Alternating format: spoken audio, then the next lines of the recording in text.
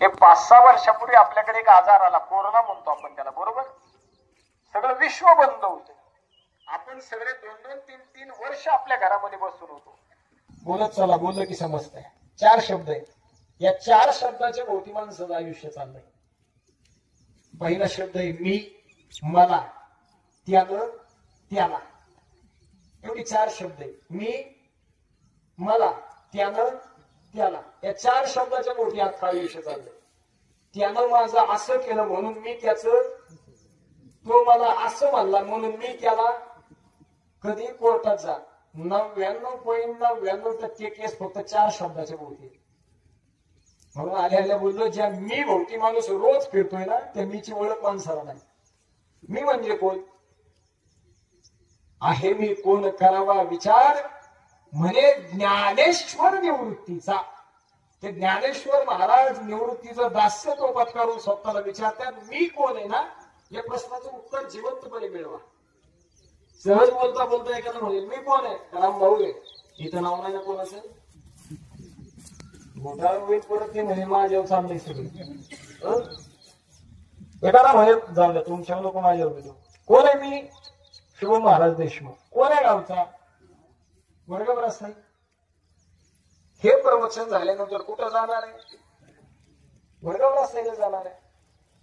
बरं, शुभम महाराज देशमुख या देहाला नाव आहे, 3.5 हाताच्या देहाला. बसलेले मंडळी, प्रश्न तुम्हाला आहे, हे माझ्या देहाला दिलेलं नाव आहे का हे माझं नाव आहे? देहाला दिलेलं नाव आहे. हे माझं नाव आहे का लोकांनी मला ठेवलेलं नाव आहे? ठेवलेलं नाव आहे. कळत न कळत होऊ नये, पण रस्त्यानं घरी माझ्या माघारी जाताना माझ्या या देहाला काहीतरी हानी झाली. 4 व्हीलर गाडी रस्त्यानं जाताना जाऊ द्या मुर्दे होऊ नाही, पण धडकली. इमानदारीनं सांगा, या देहाचं नाव काय? शुभम महाराज देशमुख. रस्त्याला न व्हावे पण जाताना एखादा अपघात झालाच, माझ्या गावात राहणारी माझी माणसं म्हणतील तर शुभम महाराज देशमुख कुठपर्यंत आला. 2 शब्द वापरतात, बॉडी कुठपर्यंत आली. जास्त शिकलेला असताल तर डेड बॉडी कुठपर्यंत आली, आणि त्यातली त्यात गावठी असेल तर तो म्हणतो प्रेत किंवा मड कुठपर्यंत आलं. साधा प्रश्न तुम्हाला विचारतो, तुमच्या समोर बसलोय, हे प्रवचन करतोय, इमानदारीनं या आमदारकर मंडळींना तुम्हाला माझा प्रश्न आहे, खरं सांगा, एवढं प्रवचन ओळखून मी घरी जाईल याची माझी गॅरंटी आहे का? नाही. निदान तोंडावर म्हणा जाता आहे गॅरंटी? न कळत जाताना काहीतरी झालं, नाही गेलो बाबा घरी, माझ्या गावातले लोक हाक मारतील मला माझ्या नावाने? नाही. माझ्या गावातले लोक काय म्हणतात? बॉडी कुठपर्यंत आली, डेड बॉडी कुठपर्यंत आली, प्रेत कुठपर्यंत आलं. साधा प्रश्न विचारतो अहमदाबादकर, जिवंतपणे मला तोंड होतं, मी बोलतोय, मेल्यानंतरही तोंड आहे, बोलता येईल. जिवंतपणे मला डोळे आहेत, मेल्यानंतर सुद्धा आहेच तसे आहेत, पण जिवंतपणे जसा पाहत होतो तसा मेल्यानंतर पाहता येईल. जिवंतपणे मला हात आहे, तुमच्या समोर हात वर करतोय, मेल्यानंतर हे हात इथंच आहे, पण जिवंतपणे जसे हात वर केले मेल्यानंतर करता येतील. मेल्यानंतर समजा मी केले तर तुम्ही थांबताल का? जिवंतपणे मला हृदय आता धडधडतय, मेल्यानंतरही हृदय तिथंच राहील, परत ते धडधडेल का? मग या देहातनं असं काय जातं की सगळं आसून नसल्यासारखं होतं? हा प्रश्न कधी आपल्याला पडला का? या देहातनं असं काय जातं, सगळं तर डोळ्याला दिसतंय ते इथंच राहतंय, नाक इथंच आहे, तोंड इथंच आहे, जीभ इथंच आहे, दात इथं आहे, हात इथंच आहे, पाय इथंच आहे, केस आमची इथंच आहे, सगळं इथं आहे. मग या देहातनं असं काय जातं? आत्मा जातो, त्या आत्म्याला म्हणायचं मी. त्या आत्म्याचं नाव काय? आत्मा नाव हे साधू संतांना दिलं, पण त्या आत्म्याचं नाव काय? त्या आत्म्याचं नाव आहे शुभम महाराज देशमुख. काय नाव आहे? शुभम महाराज देशमुख. इथून निघाला कुठं जाणार आहे? आता हे प्रवचन संपलं, मी माझ्या घरी वडगावर असायला जाणार आहे, पण इथून जात असताना काही बरं वाईट झालं, मग निघल्यानंतर कुठं जाणार आहे? कुठे? जुनी लोक सांगायची लहान घरातल्या पोरांना, घरातलं म्हातारं मेलं की घरातले लहान पोरं विचारायचे, आई बाबा कुठे गेले, कोणाच्या घरी गेले, मग ते देवाचं घर कुठे हे किती जणांना माहिती. लहान पोरांना हा प्रश्न आपल्याला विचारला, देवाचं घर कुठे, आपल्या बोट डायरेक्ट आकाशाकडे जाते. कुठं? आकाशाकडे, वर वर जाते. मग ते लहान पोरग विचारते वर म्हणजे नक्की किती, ती म्हातारा म्हणते अजून वर. एवढं वर बघावं लागतंय की डोक्यावरची टोपी जमिनीवर पडते, पण तरी त्या पोराला देवाचं घर दाखवता येत नाही. महाराज म्हणजे निरंजनी आम्ही बांधी येणे घर, समोरासमोर आहे देवाचं घर, समोरासमोर. फक्त दृष्टी नाही आमच्याकडे ते घर बघायचे. इथं राहून इथं राहण्यासाठी इमानदारीनं काबाड कष्ट करून जसं घर बांधलंय ना, तसं मेल्यानंतर ज्याच्या घरी जायचंय ना तिथं राहायला सुद्धा घर लागतंय. अहमदाबादचे लोक म्हणतील जरा विचित्रच दिसते. अहो इथं राहायला घर लागतंय हे मान्य आहे, पण तिथं राहायला घर लागतं. इथं राहायला जसं घर आहे ना तसं तिथं राहायला सुद्धा घर लागतंय. ते घर कसं बांधता येते? जिवंतपणे साधूचा संग केला की ते घर बांधता येते बघा. जिवंतपणे वारकरी संप्रदायाचा संग केला, सत्विचाराचा संग केला की घर बांधता येते बघा. जिवंतपणे प्रभू परमात्म्याचं नामस्मरण केलं ना की घर बांधता येते बघा. मी इमानदारीने सांगतो, जेवढा वेळ माणसानं मोबाईलच्या स्क्रीनवर बोट फिरवण्यात घालवला ना, तेवढा वेळ जर माळेवर बोट फिरवण्यात घालवला असताना तर 4-5 वरदान देवानं आतापर्यंत आपल्याला दिली असती. ह्या गोष्टी करायला आपल्याला वेळ नाही. जिवंतपणे भजन करता आलं ना की जीवनाचं भोजन होत नाही. जिवंतपणे साधूचा संग करता आला ना की आयुष्याला दिशा मिळत असते. बरं मेल्यानंतर जिथं जायचंय ना तिथालचा पत्ता काढून ठेवा बरं, फार मोठं भाग्य आहे तुमचं. ऐका, 3 प्रश्न आहेत या जगात. या 3 प्रश्नांची उत्तर मिळाली ना की माणसाचा जन्म यशस्वी झाला. पहिला प्रश्न स्वतःला सकाळी उठल्या उठल्या विचारत जा, मी कोण आहे. दुसरा प्रश्न विचारत जा, मी आलोय कुठून. आणि तिसरा प्रश्न स्वतःला विचारत जा, मला जायचंय कुठं. कुठून आलो आम्ही वैकुंठवासी आलो याची कारण अशी, बोलिले जे ऋषी साच व्हावे म्हणता या. आम्ही इथले नाही, मग आम्ही वैकुंठीचे. कशासाठी आलो? वरून खाली आलो ना तर फक्त सर्वसामान्य लोकांना हिताचा उपदेश करण्यासाठी आलो. पण इथं आल्यानंतर 99% साधूंच्या अंतकरणाला माया चिटकली, प्रपंचात वाहून गेले. 1% लोक जाग्यावर आहेत ना, ती लोकांना उपदेश करतात फक्त, बस. वारकरी संप्रदाय एवढा तीव्र संप्रदाय का? तत्वाशी प्रामाणिक राहिला म्हणून संप्रदाय टिकला.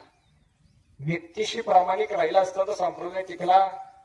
ज्ञानोबराय गेल्यानंतर जर आपली माणसं म्हणली असती माऊली सोडून कोणाला संत म्हणणारच नाही, संप्रदाय उदयाला आला असता नाही. बा तत्व प्रणाली जपणं गरजेचं आहे. म्हणून वाटतं मला मरण्याच्या अगोदर सावध व्हावे. फार कठीण आहे मृत्यूनंतरचं जीवन. आपल्या लोकांना ज्ञात नाही, आपल्या लोकांना माहिती नाही. लोक म्हणतात मेलं म्हणजे गेलं, काय असेल ते आनंद इथं साजरा करून घ्या. वर कोण बघायला आहे? वर सगळी बघायला देवा, सगळ्या गोष्टीचा हिशोब वर गेल्यानंतर होणार आहे. आणि तो हिशोब होण्याच्या अगोदर जिवंतपणे ईश्वर प्राप्ती करून घ्या. मेल्यानंतर दहाव्याला कवळा शिवतोय का हे बघण्याची वाटच नाही पडली पाहिजे. मेल्यानंतर आपल्या पिंडाला कवळा शिवतोय का हे पाहण्याची गरज नाही पडली पाहिजे. जिवंतपणे माणसाचं कर्म असं असावं, कावळ्याने लोळला पाहिजे पिंडापाशी, शिवला नाही पाहिजे. तुकोबरायांच्या खांद्यावर चिमणी येऊन बसली भजन करताना. कोण? चिमणी. भंडारा डोंगरावर तुकोबरा शिळेवर बसून भजन करायचे. आता आपल्याकडे फॅसिलिटी झाली, आपल्याकडे काश्याचे टाळ आहे, तुकोबरा दगडाचे टाळ बांधवायचे. दगडाच्या टाळामधून राहिले अभंग. तुकोबरा भजन करायला बसले, खांद्यावर चिमणी येऊन बसली. खांद्यावर आलेली चिमणी ज्यावेळेस बसलेले तुकोबरांनी पाहिलं, जशी महाराजांची नजर चिमणीवर गेली ना, सेकंदात चिमणी उडून पळून गेली. 2 दिवस तुकोबरा उपाशी होते की माझ्या खांद्यावर बसलेली चिमणी जर उडून जाते ना तर 100% मी पापी. का? माझ्या खंडेवर बसल्यानंतर जिला आपलेपणा वाटत नाही ना, तर माझं भजन करून उपयोग नाही. तुकोबारायांच्या खांद्यावर बसलेली चिमणी उडून गेल्यानंतर 2 तास जेवण सोडलेले तुकोबाराय कुठं, आणि रस्त्याच्या कडेला वीट आणि दगड रस्त्यावर पडले म्हणून एकमेकांसोबत भांडणारे आपण माणसं. खांद्यावर बसलेली चिमणी उडून गेल्यानंतर जर वाईट वाटत असेल ना, तर मला वाटतं ते अंतःकरण फार पवित्र आहे. आणि असं अंतःकरण तयार करायचं असं ना, तर जिवंतपणे भजन असावं माणसाचं. मृत्यू कळतो बरं माणसाला, मरायच्या अगोदर सावध होता पाहिजे बुवा, निदान मारायच्या अगोदर. आपली लोक म्हणतात मेलं म्हणजे गेलं, परलोकीचं बघायला कोण आहे, सगळं इथंच बोलावं लागतंय. हे काळ होता, आजाने केलं नातवाला बोलायला यायचं. काळ बदलला, वेळ बदलला, परिस्थिती बदलली. पोरानं केलं बापाला भोगायला यायला लागलं. काळ बदलला, वेळ बदलला, परिस्थिती बदलली. ज्यानं केलं त्यानंच भोगायचं. कोरोना नंतर देवाला नवीन नियम काढलाय, ज्यानं केलं त्यानंच भोगायचं. पण कुठं, इथंच भोगायचं. गहू पेरल्यानंतर आपल्याकडे बाजरी उगवत नाही. असं झालं का आंब्याचं झाड लावलं, मिरची आली, मग आंब्याच्या झाडाला आंबाच. ज्याने ज्याने जीवनपणे चांगलं पेरलं, चांगलं उगवणार महाराज. एका दिवसात चांगलं होत नाही, चांगलं व्हायला वेळ लागतो, पण एक दिवस मात्र नक्की चांगलं होतं. जीवनपणे माणसाचं भजन असावं, जीवनपणे माळेवर जप असावं माणसाचा, जीवनपणे संप्रदायाशी, वारकरी संप्रदायाच्या तत्वप्रणालीशी माणसाचं जीवन एकनिष्ठ असतं. आणि असं जीवन असणारे तात्या आजीवन गळ्यामध्ये पवित्र तुळशीची माळ. म्हणून कसं यावं माणसाला आलं द्या. अजूनही 31 वर्ष मागे जाऊन पहा, वयस्कर माणसं तुम्ही पाहिलेला काळ येतो सांगतोय तुम्हाला. अजून फक्त संस्कृती आहे. महाराजांनी प्रवचन रूपी सेवा करत असताना अनेक उदाहरणं त्याची करतात. या गावाचं वैभव आपण पाहतो, या खुणा आहेत इतिहासाच्या. कदाचित या तालुक्यामध्ये, जिल्ह्यामध्ये आपल्याला पाहायला कधी मिळतं. भाषणाचा मुद्दा तुम्ही सांगितला, पहिल्यांदा भाऊ बोलले, अजून प्रकाश बाकी, शेवट अन्न बाकी. ते कुणाला तरी लाभते, त्या घराला लाभलेले. म्हणजे भाषणाला तुम्ही म्हणले कोणातरी तिकडे बोर्ड लावले, दोरच तिकडे वाचून आले, तुम्ही काहीतरी बोलत होते. अनेक बोर्ड आहेत महाराज. मी बी एक बोर्ड पाहिलेलं, म्हणजे बोर्डाचं मी बोलणार नाही तो, कारण असं आहे. तुकोबारायांनी त्यावेळेस सांगितलंय, तुम्ही जसं सांगितलं एक चिमणी त्याच्यावर बसली, त्या चिमणीला वाटलं की ते उडून गेली की आपण किती पापी. पाप पुण्य याचा समतोल आपण सगळ्यांनी पाहिलेला आहे. या देशाचे पंतप्रधान म्हणून ज्यांनी काम केलं, त्या ठिकाणी त्यांना 2च ड्रेस होते, लालबाग दुसऱ्याचं. त्यांनी कधी कपडे घातले नाही. तिथल्या ग्रामपंचायत सदस्य आपल्याला सापडणार 2 कपड्यावर, पण ते चालतच राहते.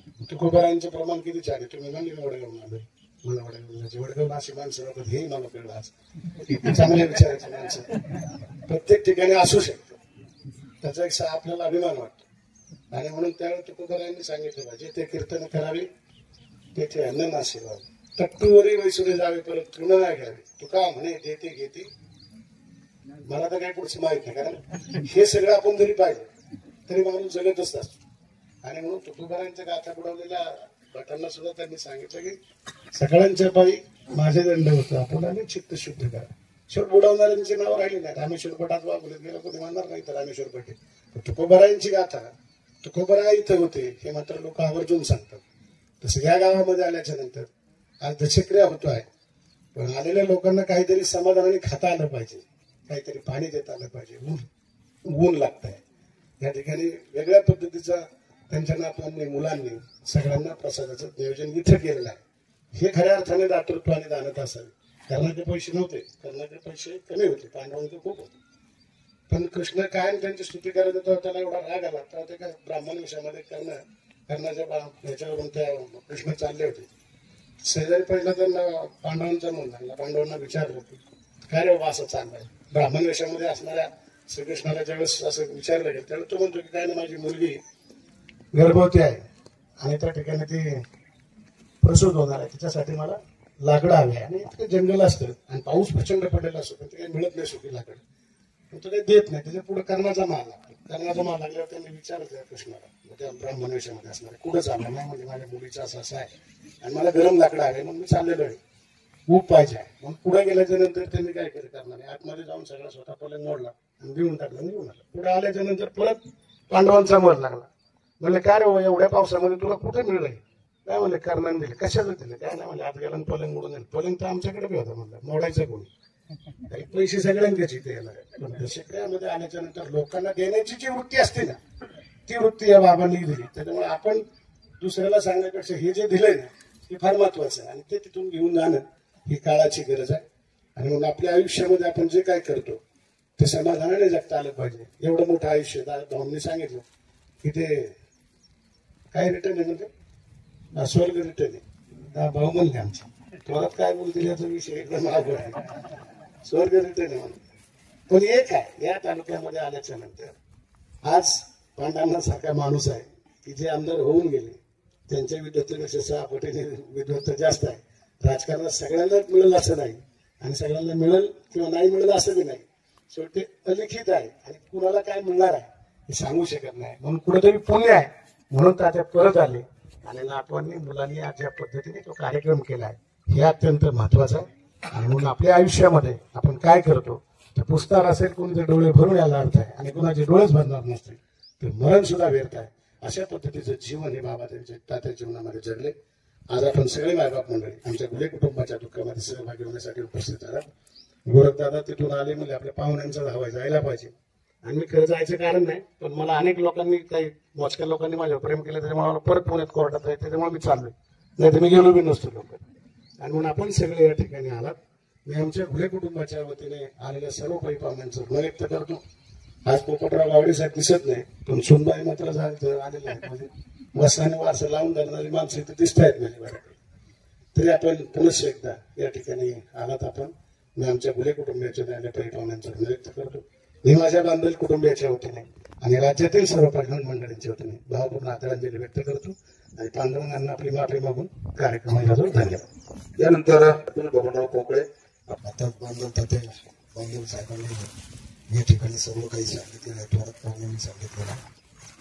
म्हणूनसाठी मी कवठे गावच्या वतीनं उपस्थित आपल्या सगळ्यांच्या वतीनं पोकळे परिवाराच्या वतीनं कवठे ग्रामपंचायतच्या वतीनं या तात्यांना भावपूर्ण श्रद्धांजली अर्पण करतोय.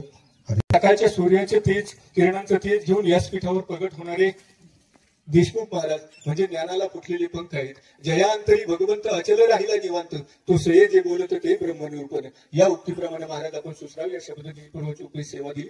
आपली उपस्थित सर्वांच्या वतीने ऋण व्यक्त करतो. या ठिकाणी या अहमदाबाद नगरीमध्ये आमच्या 2 भगिनी दिलेले, एक नरवडे परिवारामध्ये आणि एक गुले परिवारामध्ये, आणि सगळ्यात ज्येष्ठ गुलेदाजींचं देहावसन 10 दिवसापूर्वी म्हणजे झालेलं आहे. त्यांच्या पिंडदान विधीच्या निमित्तानं या ठिकाणी एकच सांगावं असं वाटतं की SP कॉलेजचे प्राचार्य मामासाहेब दांडेकर यांनी म्हटलेलं आहे की तपश्चर्या पूर्ण झाल्याच्या नंतर भगवंत प्रसन्न होतात.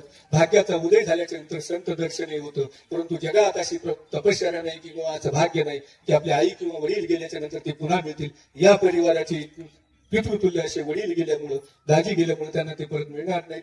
आणि निश्चितपणे ते जाण्यानं जरी वय झालेलं असलं तरी दुःख होणं साहजिक आहे. हे दुःख सहन करण्याची शक्ती आणि सामर्थ्य या परिवाराला परमेश्वराने द्यावं आणि या तात्यांना, या दाजींना आपल्या चरणाची लीन करून द्यावी अशी प्रार्थना मी परमेश्वर चरणी करतो.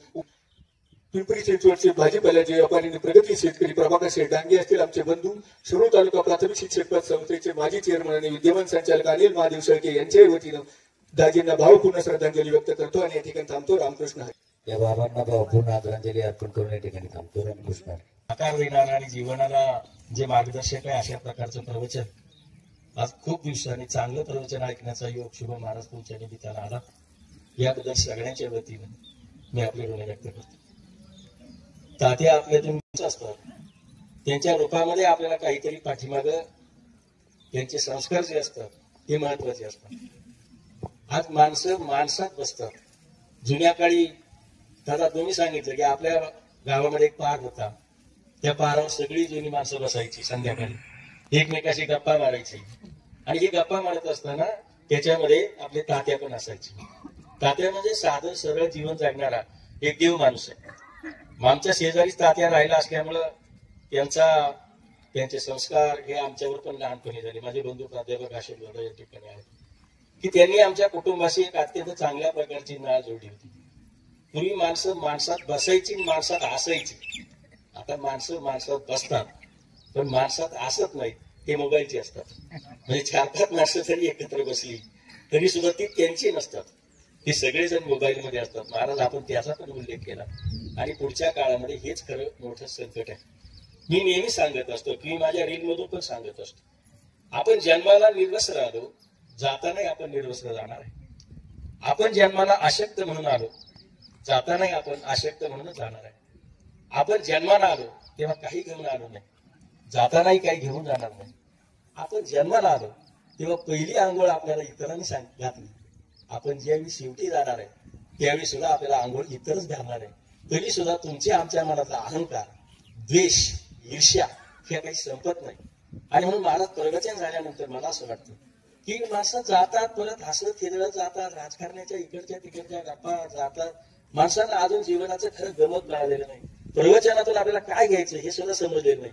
आणि म्हणून शुभम महाराजांच्या निमित्तानं मला एवढं सांगायचे की आजपासून जरी आपण अशा प्रकारचा संकल्प घेतला की माझ्या मनातला ईर्ष्या, द्वेष, तिरस्कार या ज्या भावना आहेत की ज्याच्यामुळे आम्ही अनेक रोगांची बळी ठरतोय, त्या जरी आम्ही मनातून काढून टाकण्याचा प्रयत्न केला तरी सुद्धा मला वाटतं की आपण दादांना खऱ्या अर्थानं श्रद्धांजली अर्पण केली.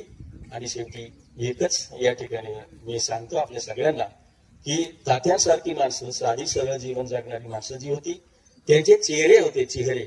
आज चेहरा आणि मुखवटा फरक आहे. चेहरा बदलता येत नाही, पण आज सगळ्यांच्या तोंडावर मुखवटे आणि मुखवटे बदलता येतात. आज माणसं तोंडावर चांगलं बोलतात आणि पाठीमागे लगेच तोंड फिरलं की शिव्या देतात. तेव्हा ही मुखवटे एकदा काढून टाका. तात्याचा जसा चेहरा होता तसं सगळ्यांचे चेहरे असू द्या, ते चेहरे प्रामाणिक असू द्या, तरच आपल्याला जीवनाचा जगण्याचा आनंद मिळेल. मी माझ्या प्राध्यापक अशोकदादा त्याप्रमाणे शेषीअण्णा वावळ आणि मैठणकरांच्या वतीनं आणि माझ्या शिंदे परिवाराच्या वतीनं तात्यांना भावपूर्ण आमचे आलेले सर्व नातेवाईकाच्या वतीने श्री संत सद्गुरू योगीराज बाबा महाराज पालखी सोहळ्यातील तमाम वारकरी बंधू भगिनींच्या वतीने मामाला भावपूर्ण आदरांजली वाहतो. आणि या ठिकाणी सहभाग जास्त लाभला नसेल, मात्र त्यांचा वसा आणि वारसा घेऊन मोहनदादा असतील किंवा आमचे सहकारी मित्र अण्णा असतील, यांनी सुद्धा त्याप्रमाणे चांगल्या प्रकारची त्या ठिकाणी लोकांबरोबर सेवा केली. आज सहज एक प्रसंग आठवला की मध्यंतरी मला कचेरीमधून एक महत्वाच्या कागदपत्रांची गरज होती आणि कागदपत्र खूप लवकर पाहिजे होती. आमच्याच एका कार्यकर्त्यातून असं कळालं की अण्णांची मुलगी त्या ठिकाणी काम करते. अण्णांच्या मुलीला फोन केला, कदाचित त्यांचा फोन लागला नसेल. माझा मिस कॉल पाहिल्यानंतर वृषालीताईंनी आवर्जून मला फोन केला, काय काम आहे ते विचारलं. मी फक्त अण्णांची ओळख सांगितली, कारण वृषालीताईंबरोबर माझी ओळख असण्याचं कारण नव्हतं. दुसऱ्या दिवशी कचेरीमध्ये गेलो, 2 तासामध्ये ताईंनी मला ती सगळी कागदपत्र दिली. आणि ती देत असताना मी ज्यावेळेस पैसे देत होते त्यावेळेस पैसे सुद्धा ताईंनी नाकारले. मात्र ताईंना म्हणलो, शासकीय फी म्हणून तरी हे पैसे घे. आणि हे कोणामुळे झालं तर हे तात्यांमुळे झालं. तात्यांनी घरामध्ये जे काही संस्कार केले त्या संस्काराचा परिपाक म्हणून त्यांची पिढी घडली, त्यांची मुलं घडली, त्यांची नातवं घडली. खरोखरच तात्यांच्या जाण्यामुळं आज गुले कुटुंबाला जे काही दुःख झालं ते दुःख सावरण्याची ताकद परमेश्वरानं त्यांना देऊ. त्यांच्या पवित्र अशा आत्म्याला परमेश्वरानं आपल्या चरणी विलीन करून घ्यावा अशी प्रार्थना ग्रामदैवत मळगंगेच्या चरणी करतो. आणि एकूणच आमच्या मलठणच्या ग्रामवासियांच्या वतीनं, आमच्या थोरात परिवाराच्या वतीनं, गोडगंगा सहकारी साखर कारखान्याचे सर्व संचालक मंडळ, त्याचप्रमाणे मी काम करीत असलेल्या मल्लिकार्जुन सहकारी पतसंस्था, मल्लिकार्जुन सहकारी दूध संस्था आणि शिरूर हवेलीचे माझे आमदार आणि अनेक मंडळी, या घोले परिवाराचा आगळा आणि वेगळा इतिहास आहे. असो परमेश्वर सत्य मोर विलाज नाही.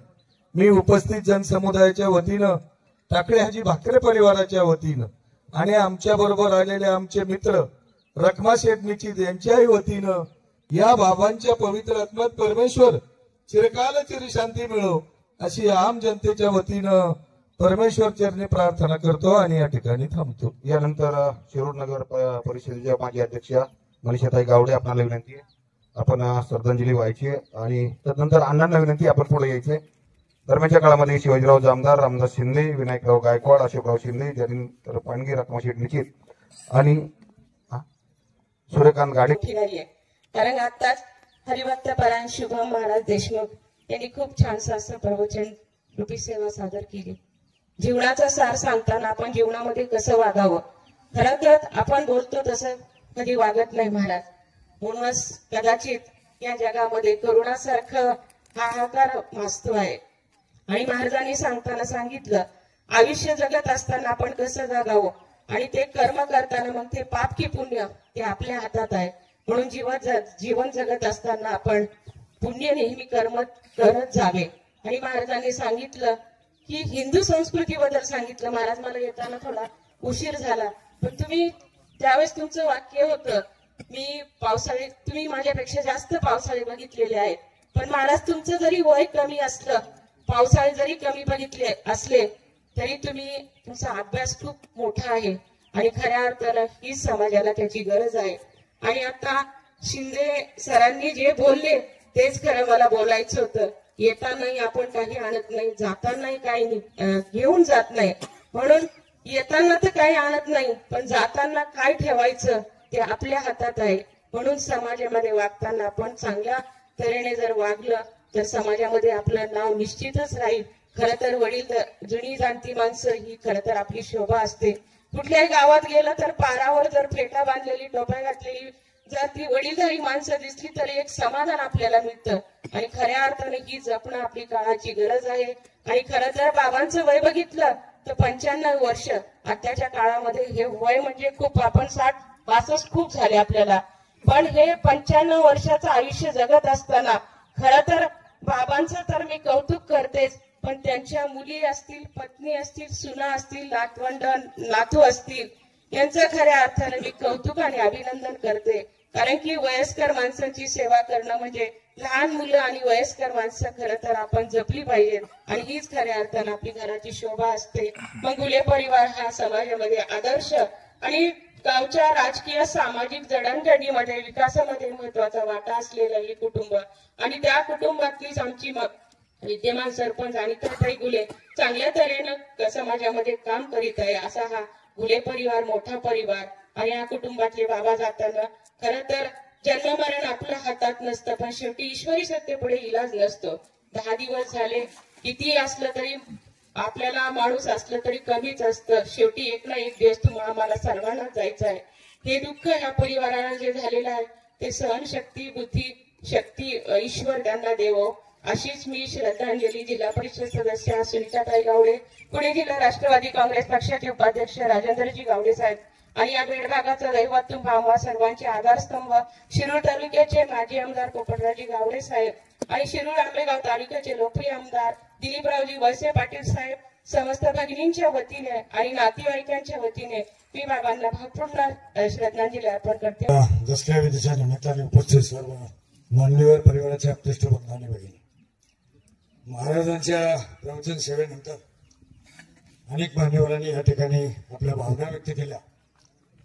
त्यांचा आणि त्यांच्या परिवाराचा मागोवा घेण्याचा या ठिकाणी प्रयत्न केला.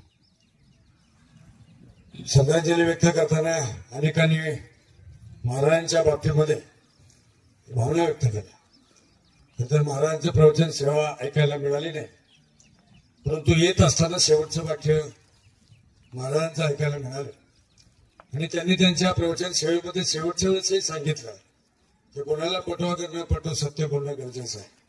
सत्य हे कटू असतं, ते नेहमी कधी पटत नाही, परंतु सत्यावर आधारित समाज चालतो.